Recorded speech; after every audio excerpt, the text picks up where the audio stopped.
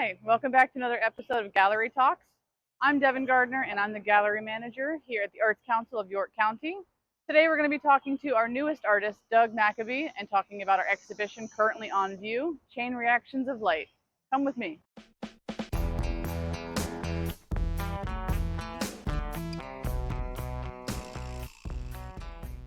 So I am here with our amazing artist, Doug Mcabee, in our current exhibition, Chain Reactions of Light. May I ask you a few questions regarding this show? Sure. So I know that a lot of your work here focuses around the ideas of light and playfulness and humor. And in your statement, you talk about your connection with your father. Can you talk about how your experiences with him have influenced the artwork that we see here today? Sure. My dad was a storyteller. He loved to sit in the yard and tell stories. And he was a welder. He was a welding instructor. And so when I was really young, I was about 7, my brothers were older than me, and they knew enough to be out of the way when dad needed help. And so I got to learn how to weld when I was 7 so that my dad could have some help in his shop. And so he taught me how to construct things out of steel and also out of wood and other things throughout my childhood. And I never really thought about that as an artistic process until I went to school. And so in my 2nd or 3rd year of college, I walked into a sculpture studio and realized this was where I belonged. That's so wonderful. My dad only gave me the responsibility of holding the flashlight. So I was terrible at the flashlight. So a lot of your artwork incorporates a lot of playful creatures as symbols for these narratives that you're trying to tell. Can you explain to us a little bit about how these symbols are part of your narrative? Okay, in some ways, maybe a shallow sort of way of interpreting it, I kind of connect people that I know, people that I've experienced, people that I see on the street sometimes. I see something, I write something down in my sketchbook, and an animal comes to mind that just represents that person. On another level, I have 3 different levels of animal happening in most of my work. There would be animals that are in the sky, and those would represent more heavenly things. Things that are on the earth would be earthbound things like humans, and then things that might be under the earth would be more subconscious like whales and narwhals. Oh. I was going to say, I noticed during the installation process that you were carrying around your little sketchbook as either reference or even adding to it, adding more notes. Mm-hmm. Would you consider that like the Bible or the Holy Grail of your symbols to your narratives? Yes, everything that I do comes from the sketchbook. It's a very valuable little book that I saw then. So a lot of the works that we see here are a lot of steel sculptures, are murals, as well as your drawings on wood panels. Can you talk a little bit about why you have such a diverse body of materials and how you approach these different processes? Yeah, so as I said earlier, my dad taught me to weld, and I didn't really think about that as art until college. And so in the middle of that, I learned to draw and enjoyed that. And so all through my childhood and through high school, I drew all the time. And so that sort of became my method of expressing myself and creating. And with that process, I felt like it was fairly intuitive until I got to college. When I got to college, I learned about composition and that everything you put in there matters, placement matters, everything like that. And so I really started to bear down on composition throughout undergraduate and graduate school. And so with that in my head, sort of as a blueprint, now I can sit down get ready for a picture plane and just intuitively go at it and create a composition that way. When I'm working with steel, there's a little bit more of a build-up ahead of time. I study the sketchbook, I work through things to abstract them, and when I come up with something that I think will be a good object, I go into the studio, and at that point, I start with the sketch, but I'm free to improvise and change things as I go throughout the day. With the murals, it's a lot more free and a lot more fun. I put the pen in my hand, and I just start drawing. So it's very interesting to see how the different materials take on a very different mental processing for it. So a little bit more intuitive with the murals, a little bit more pre-planning when it comes to the sculptural steel pieces. And so does that a good exercise for you to jump back and forth between more intuitive and pre-planning as an artist? Yeah, definitely. The idea of challenging myself is one of the things that keeps me going. I like to produce, I like to make a lot of work. And so I may make a sculpture that's really large, and I'll balance that by coming back in the studio the next weekend and make something as small as I can make it. I'll also switch back and forth between drawings and sculptures just to kind of give myself a challenge and to keep things fresh. Well, you've also created a challenge for us as we are trying to decide which one of these that we want to purchase and take home with us. A 3D drawing, a wood drawing, and well, I can't take home the walls, unfortunately, but I'm not going to not try. If anyone wants to buy one of each, I'll go and draw on their walls at home. Oh, wonderful to know. Thank you. So we've talked a lot about hope and humor in your works, and I'm curious, is there any piece in the show that is very specific meaning or significance to you as an individual? Yes, there are a couple that we can talk about now.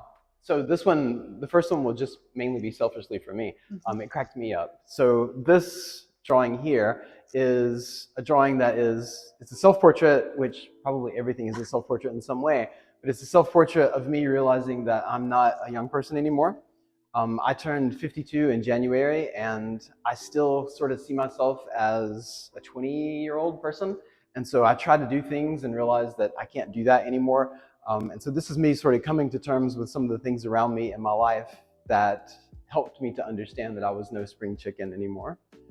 And then in terms of things that I put on the wall, the mural here, this skeleton is a little bit more of a serious conversation. And this sort of came to me right after I got into town. I drove past Winthrop University, which is where I did my undergrad and graduate work.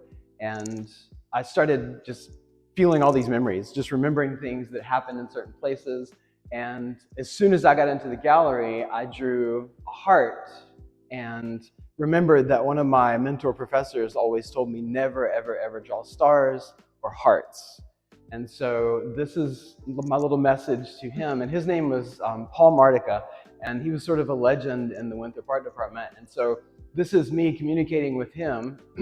I'm showing him the heart that I am drawing, but I'm also referencing a conversation that we had where he lost his granddaughter at a very young age. It was a really tragic experience for him. And one of the things that he shared with me that was really intense and personal was that a few months after she passed, her favorite flower was a violet, and he was raking leaves in the yard at a season that was not time for spring flowers, and he raked some leaves, and under the leaves was a violet in bloom, and he felt like that was her communicating with him.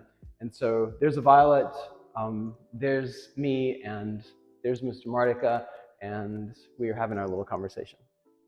That is a heart-touching story, pun not intended, but I came in after the legacy of Paul Mardica, so it's really nice to still have those Winthrop connections and still being able to think those connections through you as kind of a bridge to the ones that came before us. So thank you for that. Sure. So we've been talking a little bit on and off camera about your style of artwork, and I'm just curious to know what made this style be the style that you wanted to do every day. Well, one of the things that happened to me after grad school was I didn't have any more assignments, didn't have any more professors to answer to, and I realized one day that I could do anything I wanted to do. That if I wanted to draw in a new or different way, I could do that, and no one was going to say anything to me about it. And so I decided to do what was fun, do what I enjoyed, and I got up and I started drawing in a very different way, and I created a series of works over the next 12 months that radically changed the way that I approached art. And as an artist myself, I find that so reaffirming and so nice to know that once you leave a certain stage of your artistic career, whether it's grad school or undergrad, that you can always change. You can always do something fun and something different. And to me, something that's not boring. And I don't think this is boring by any means. Sure. And speaking of the artwork that we have in this show, I'm curious to know what was your thought process in the curation of what artwork you decided to bring to our gallery? Well, I had a room full of art, a lot of new stuff made this year, and I decided that I was going to sort of pick the work based on other work that I knew I wanted to be in the show. So I picked one or two things that I knew I wanted to show, and I started to select other pieces based on their imagery and their use of color so that it would all be a cohesive show. And so once I decided on the drawings, it was easy to pick the sculptures that I wanted, and you can see the repetition of some of the colors and some of the imagery in those. And then when I get into the space, one of the first things I do is I place the two-dimensional artwork on wood. I decide where those are going to go, I hang those, and then it is a response to what I'm seeing in those, the color placement, the color balance, and compositional elements as to where I'm going to put everything else on the wall. And so I'll decide on imagery, I'll decide on placement and sizes based on those things. Yeah, I noticed during when you were looking through the inventory that 99%, if not more, of this show was made in 2024 already. So this is all brand new work that we're getting to first look at. Yes, yeah, absolutely. Some of this you'll see for the very first time anywhere right here. That's very exciting, and we are very grateful for that. And I think that the placements of these on the walls is breaking a lot of norms of a white gallery space into this very fun, playful environment that you can look anywhere and find something to connect to. Well, Well, thank you so much for giving your time, not only for this interview, but for the installation. And we're going to see you at the reception on May 9th, correct? That's right, I'll be here. 5:30 to 7:30? Yes. And as I understand, you also do enjoy talking to people about your artwork. So you're okay with people approaching you for that case? Absolutely, I'd love to have those conversations. We are very grateful for your open energy in this space, as well as the artwork that you brought to us. But after the reception and during the duration of the show, where else can we find you online? Well, I have a website. It is dougmcabee.com. And I also stay pretty active on Instagram, and that is @DougMcabee. Wonderful, perfect. Thank you so much once again. I cannot express enough how grateful we all are to see your artwork and to have you here with us this week and next week for the reception. So we'll see you on Thursday night. Well, I'm grateful for the opportunity. Thank you.